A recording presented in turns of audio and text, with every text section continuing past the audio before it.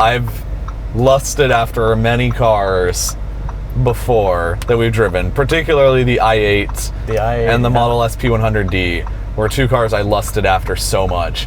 But I do lust after this even more than either of those two. Nothing like this.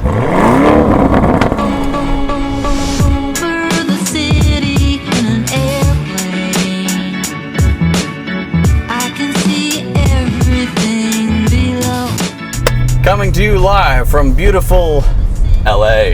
It's not really, it's somewhere around somewhere LA. Generally there. Today we have a very exciting car for Oh my both God, of us. yes we do. This is the Lamborghini Urus. The only Lamborghini that JT and I have ever driven. Yep. And this is the only one I've really ever cared to drive, honestly. I think that's baffling that you only want to drive the SUV. I know, I mean the other ones, they're cool. Yeah, they're awesome supercars and they're really fast, but this is dumb. Well, do you call this a supercar? Or is it a super SUV? A super sub? Yeah. Okay. There's a distinction there. This is incredibly fast. Yeah. But I wouldn't say it's a supercar. I don't even know though. It's a Lamborghini. You don't consider a Lamborghini a supercar? It's not in the same class of supercar. I can see everything below.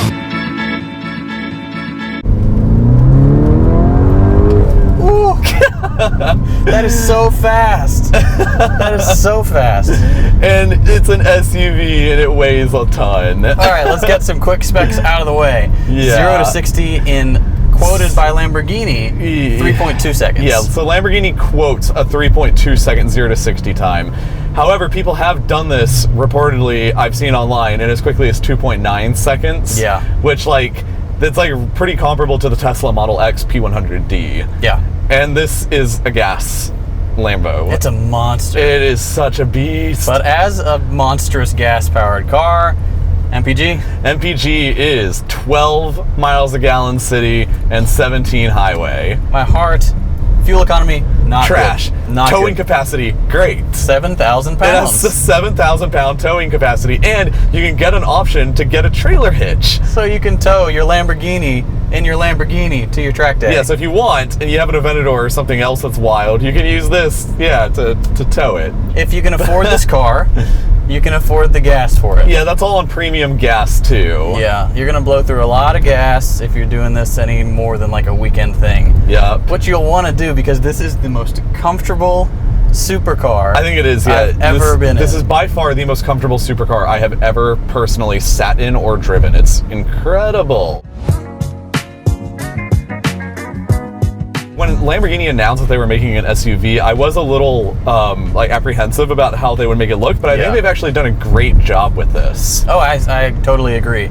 Like, I don't really like SUVs. I like bigger cars that are comfortable and spacious, but SUVs are just kind of, like, they look dumb and bloated. Yeah. This thing, the proportions are just right. Like, all the lines are perfect. They're aggressive. The front is so mean looking. I think it looks like an angry beehive. Yeah, pretty much. In a weird way. This is like, I mean, Lamborghini's the bull. This is like the bull of their lineup. It is. Really. This is the most bull-like car that they probably make. Yeah. Now, the interior is just as, I think it's actually more insane. It's stunning. The interior is more insane. This is the nicest interior of any car I've ever sat in. And for clarification, again, I've never sat in something like a Rolls-Royce or a Bentley. So as far as I know, this is the best interior I've ever sat in a car. I've been in one Rolls-Royce, and it is really nice. That's like a lounge. You're in a lounge. But this, to me, is a nicer presentation. This is astonishing. But this does feel a little boy racer. Oh, yeah. But it's like cool. It's really cool. It's super cool. I love it. Everything about it. I mean, it looks like this kind of interior would fit in like a Civic Type R. Like the same kind of, at least the red. The red accents. and the black and like the little aggressive bits. But this is done so much better. Nothing is cheap. Like, this Alcantara is so nice. They've got a Lamborghini logo here on the passenger side, and there's not a sharp edge anywhere on this. It's all just little touches like that. The attention to detail is incredible in this. Let's get a couple of cons out of the way here. It does have gloss black around the center console. I mean, you're not going to be jabbing. There aren't any buttons there, so you're not going to be poking it, so you're not going to get a bunch of fingerprints. But there is gloss black there. There's gloss black on this around this screen here, which you will be touching a lot. You've got 2 touch screens. It does leave like kind of gross fingerprint smudges everywhere, which like I'm not the biggest fan of. But it looks out of place in a car this nice. Yeah, but I mean, as long as you're just like anal about cleaning it with wipes and stuff, I mean, it's gonna look great. Like, it would look great if it wasn't for the smudging. Sure. And most people aren't really gonna notice that, but if it's your car and you're driving and you're like, everything is perfect except for those fingerprints. I was tapping the touchscreens, I'm like, nothing is happening. This is dumb. This is stupid. You have to actually physically like press on the screen. It's like kind of like force touch on a trackpad. Yeah, and it actually like vibrates. Yeah, you've got haptic feedback so it confirms when you've pressed a button on the touchscreen. And once you figure that out, it's pretty responsive. Nothing stellar, but definitely good enough. It's not something worth complaining about. I like all of this stuff a lot, actually. I really like the center console. My one gripe is that a lot of these things are kind of separated. Like park's down here, reverse is on this paddle thing, manual's over here, your parking brake's way over here. That's a minor nitpick though. I mean, if you're used to having all your controls on like one dial or one stick, then yeah, this will seem like a little bit of overkill, but it's such a nice presentation. Yeah. I can't complain. It is. Just like the theater that Lamborghini pulls off in this car is phenomenal. And like that's really what I think this whole thing is about. What any Lamborghini is about, it's about the theater. Yeah. You don't need this. No one needs this. Of course not. This is ridiculous. You're driving a house. Yes. This is like as expensive as a house. And we didn't mention that. The price of this is $200,000 retail. So base price, $200K. Boom. Unlike every other Lamborghini, this is practical-ish. Practical-ish. You actually have back seats that are genuinely usable. 3 of them. 3 seats in the back, 2 normal size, and then the one in the middle there. That center thing does come down, which is nice if you got just 2 people in the back. You put your various cups of chili in their cup holders. Various cups of chili in your Lamborghini Urus in the Hollywood Hills. I love it. I love it. Oh, did you hear that pop? Yeah, in the tunnel. Oh, yeah. This is so fun. This is too much fun. It really is. This is the most fun car I've ever driven. Yeah. And it's an SUV. And it's an SUV. Anyway. You give up a lot in a real supercar. Like, you have to give up a lot of times even stuff like air conditioning and then the infotainment center. But this, you get all the benefit of a bigger car like an SUV, and you still have the performance. You do. And speaking of that, just the features, there's an endless list, I feel like. Basically what I'm going to talk about is this confusing as hell gauge cluster. It's like a Millennium Falcon control center. Yes, it does feel like you're in the Millennium Falcon or you're in a fighter jet or something like that. So right now we've been driving in Strata mode, which is chill mode, and it's really pleasant. It means street. Does it? Yeah. Okay, so sure. It means street. And it's been chill. Like, this feels like I'm driving a Toyota. It's very refined. It's super pleasant. It's not jerky or anything. This feels like straight up I have been driving a Toyota SUV that it just happens to be ludicrously fast and ludicrously looking. Everything is so mean when you put it into Corsa, and that's track mode. Yeah. Would you track an SUV? Probably not. But yeah, you could. You could. This is a trackable SUV. I love it. Which is great. It makes it even angrier, even louder, even more aggressive. The coolest thing I think that you can't see is the gauge cluster literally turns into a video game looking cluster. It doesn't show you, well, it does show you the speed, but it predominantly shows you the rev counter, your RPMs, and it shows you your power torque with like a chart of how much power you're using. You got a boost gauge there in the corner too. So the last one is Neve, and that's snow mode, or also off-road mode. So when you set it into this, it shows you like an angle departure that you're at, like you're off-roading or rock crawling. That's great. Would you take this rock crawling? No, absolutely, but you could. You can. So this is the all-around just insane car. Okay, so like you can drive it and it's like chill Toyota in a chill mode. You can make it an insane track animal monster when you put it into a Corsa, and you can take it off-roading. Technically, this thing is so dumb. You can literally set it into Neve mode and set it into off-road. I love it. That so is much. so dumb. Everything about this is so stupid, and I love it. I love that Lamborghini made this. Okay, I'm gonna open it up here. Yeah, do it. This is a good stretch. Hold on. Go from second. Drop to second. Hit it. Ooh! You got a shift there. Woo! So that's funny. It will complain at you. Yeah. So its red line's only 6,500. I mean, only 6,500 in an SUV, but whatever. That's my main complaint. I wish you could hold it a little bit longer in those low gears, because it just pulls and pulls and pulls, and it feels so powerful. Man, even closing the doors in this thing is an experience. It's such a solid thunk, but not like it's just a heavy door. It's like, I don't know, it closes and it seals you in. The door feels like a bank vault door. Yeah. It feels like you're just like, off we go in the Lamborghini in the Hollywood Hills. Wow. Oh yeah, okay, I forgot about this. As soon as you drive, the seatbelt like automatically like tugs you and makes you all snug in your seat. That's such a nice touch. It's just a cool, I don't know. Like, all right, you're secure now. It's very unnecessary, but I like it. Yeah, what a little bit of engineering. How many months did that take to get that just right? The Italians. Yeah. Man. You've also got analog controls for your suspension, your steering, and your ride quality, your ride stiffness. Yep. You can set that. Really know. You can set all of those. Yeah. Which is cool. And you've got different modes. Let's see if it'll let us do it now. Yeah. So you've got sportive, smooth, and medium. We've got it in sportive everything. Of course. And even in sportive, it's not, I mean, this road's okay, a little bumpy, but you're not getting jostled. You're not getting beaten to death. Not at all. Like, we have definitely driven other sports cars like the Lotus Evora and the BMW i8 that feel a lot harsher. This is so comfy in comparison to any of those. Yeah. It's very comfortable. The fact that they could do that, make this so comfortable even in the sport mode, well done. It's phenomenal. This is a masterpiece of engineering. I totally agree. On top of that, just like other features that, like I said earlier, there's almost limitless features. There's a sunroof in this that you can open. It's giant too. It's huge. So it goes all the way back. Keep going, keep going, keep going, and still going. Okay, there it is. So you've got the screen, which comes across, which is nice, and that blocks out a lot of the sun. But you can also open this up.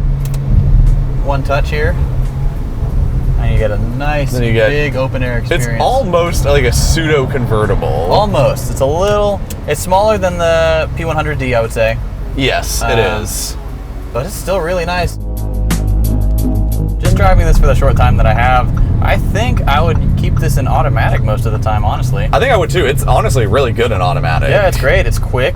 It's responsive. It knows what you want generally, depending on the mode you're in. Yeah. Like right now, the steering wheel is so loose. Yeah. But that's what it wants. I mean, that's what it thinks you want, and it's generally pretty smart. Yep. I love it. And then as soon as you start going, it tightens up. It's like, all right, now is my chance to go fast. But I do like this doesn't seem like it attracts as much attention as a regular, like an Huracan does. No, I totally agree. Or an Aventador. And this has like almost the same level of performance. Yeah. This has like the same speed as a Huracan does. And yet... And it's an SUV. It's a practical SUV. Yeah. And practical air quotes, and it doesn't attract like half as much attention. Oh yeah, not even close. I mean, if you rev it, we revved this outside the house, the Airbnb we're staying in, and people like poke their heads out. What was that? And I think both of us, we are the type of people that we like not having a lot of attention while we're driving, because... I'd rather just enjoy the car. Yeah, I would rather enjoy the performance and enjoy the car itself rather than have people come up and like just harass you about it. Yeah. Or like, I don't know, just anything.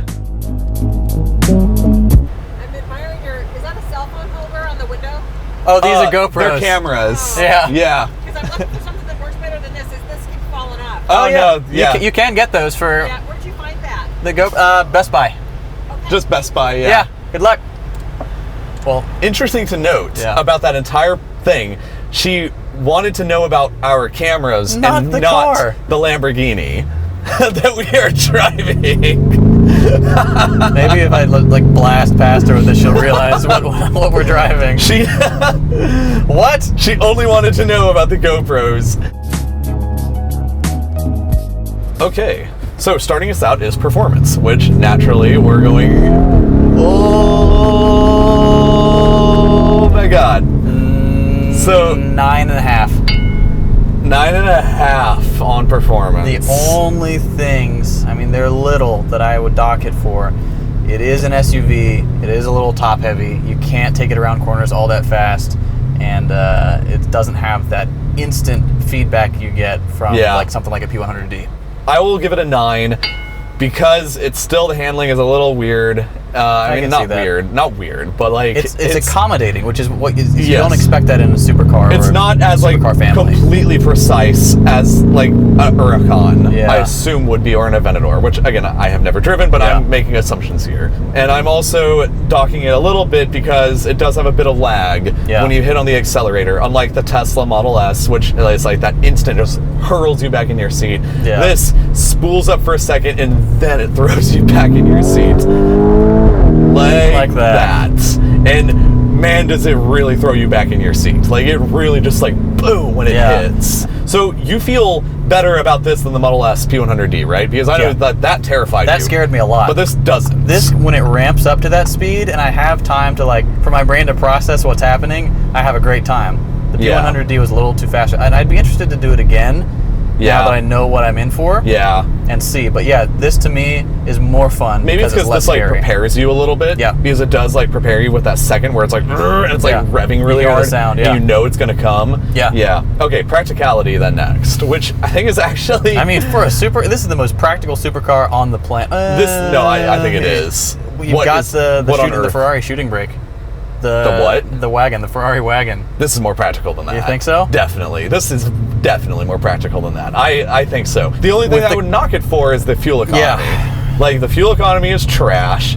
12 city, 17 highway. That's garbage That with is. premium. That's really bad. But I mean, other than that, I think this is actually quite practical, and I'm going to give it an 8 because of that. Wow. Yeah, I think I'm going to give it a 7.5. All right. Because the fuel economy is trash, but man, otherwise this car is great. It's super practical. Next up is the fun factor. Oh my God. Which is, I think this is, I have never had more fun in a car I've ever driven than this. I think you might be right with that one. I'm trying to think. I mean, I love the i8. The closest I can think of is the i8, the Evora, and the Model S P100D. However, the Model S P100D, in my opinion, is kind of a one-trick pony. Yeah. Because it is really, really, really stupid fast, but that's about all you can do with it. Yeah, it's a 0 to It's really 60 fun. machine. That's it. I know the technology and handling is cool in that, and I'm probably going to get hate in the comments for just saying that. Yeah. From Tesla fanboys. But It's a good car. it's a good car. Not knocking it, but Yeah, but I do have more fun in this. I genuinely straight up have more fun in this than I do in the Model S P100D. I agree. And I assume I've never driven the Model X, but I do assume I would have more fun. I think this is a more fun car than the Model X. Oh yeah, It's just about as fast. They're roughly the same speed, 0 to 60 time, but this has just so much more presentation and like craziness to it. And it's so theatrical. I love it. What a presentation! I'm gonna give this. I'm gonna give it a 9.5. Almost as fun as it gets. I think I'm going to give it a little less. I'm going to give it a 9. Yeah. But I do agree, this is almost as fun as it gets. I think for any reasonable person, this is really all the fun you ever need in a car. Oh, yeah. The only thing that I would rate as more fun than this would be stuff like proper supercars, like a Huracan or an Aventador, or Stuff that's just built to do what this does really well, even better. yeah. To me, this all car, right. this car is stunningly cool. Yeah, to me. To us, To car people. to people who know cars, and I mean, I'm sure there are a lot of people who do know cars who are like, this thing is stupid, it's ugly, I hate it. But to me, I'm like, that's the coolest SUV I've ever seen. It is the coolest SUV ever. Yeah. And that's the title for this video, I think we maybe have found. The coolest SUV ever. Ever. It's not flashy. Like, it's a little flashy, but it's not like super flashy, like an Huracan or an Aventador is. Yeah. Where like, you see an Huracan and an Aventador, you immediately know what it is. Yeah, those are always on 100%, just loud, loud. This is also like, the color is silver, it's kind of bland, and like, so you look at it and like, you don't necessarily know that this is a crazy Lamborghini. Yeah, I'm gonna rate this more for me than for the people who don't know what it is. And I'm going to do the opposite. Okay, cool. Probably. So for me, this car is a 7.5. That's interesting because I was thinking of giving it a 7, so not much different. Yeah. But I do think, like, I mean, there's definitely, like, I don't know. There's cooler stuff. Yeah, I've explained, like, there's cooler stuff you could drive. Quality is next, which I think is exceptional. The Italians just do such an amazing job on their supercar interiors, and this isn't an exception. It's fantastic. It's absolutely fab. Straight up, I'm going to give this a 10. A 10. I don't think I'm going to go that far. I'm not going to go quite with a 10. I'm going to go, actually, it seems significantly less. I'm going to go with an 8.5. Yeah. My reasoning for that, instead of giving it a 10, is because, one, I do think Rolls Royces and Bentleys are better than this, and I do want to give those higher scores. Second is long-term reliability. I think this could have some quality. This could have reliability. I mean, it probably will. Like, Lamborghinis have reliability issues. I didn't take that into account. I'm going to docket it. I'm going to take it down to 9. Okay. Because they are notorious for having some issues there. And then next up is value, which I think is kind of hard because, yes, this does cost as much as a house. This is $200,000, which is wild. That's insane. But holy cow, this thing is so cool. I never thought I would say this is worth every penny of $200,000. I'm inclined to agree. Like, this is, I actually think, worth $200,000. It feels like it's worth $200,000. Like, from the moment you open the door, it's worth it. Yeah, but it's still a lot of money. It's a ton of money. And so it is so much. I can't probably give it much more than a 6.5. Yeah. I think that's about where I have to give the value. Yeah. It's a goofy car. It probably won't have that long of a run, honestly. But how exciting is it to think, okay, that like the base price of this is $200,000. How much is this going to depreciate in like 5 years from now? Oh yeah, if this dropped to like 130 or 100,000, 50% depreciation, which is not unheard of for cars like this, I would snap that up. Man. Honestly, I love this thing. I would road trip this thing. Road trip this that thing. That would be obscenely expensive. That would be with your 12 MPG. Yeah, I'm gonna give it. You're right. It's a 6.5. I can't, in good conscience, give it anything higher than that. Right. I just can't do higher than that. Yeah. All right. With that, we're gonna add it all together. Woo, and then do the average score. Average score is a massive 48.25. Wow. Which is by far the highest rated car we've ever reviewed on this show so far. Yeah. And that's going to hold the record for a while. I think so. I think. And you know what? We say this with a lot of cars, but man, does this one deserve it. This absolutely deserves it. This is my favorite car we've ever reviewed on this show. And like I said, my verdict is if you have $200,000 sitting around, and you want to schlep your kids to school and back, and you got a style. kid or two, just do it. Just go and do it. Just go out and get it so I can live vicariously through you, please. You will not regret it. Man, what a car. If this is your first time watching, thank you for stopping by. We hope you enjoyed this episode as much as we enjoyed making it. Stick around so we can make more of these. We've got awesome new cars coming up, and we'll see you in the next one. Yep, see you guys. Peace.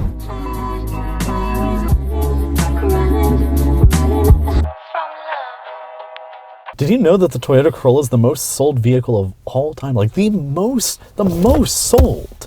Joe. 40 million units. I can't believe that. Joe. That's incredible. Joe.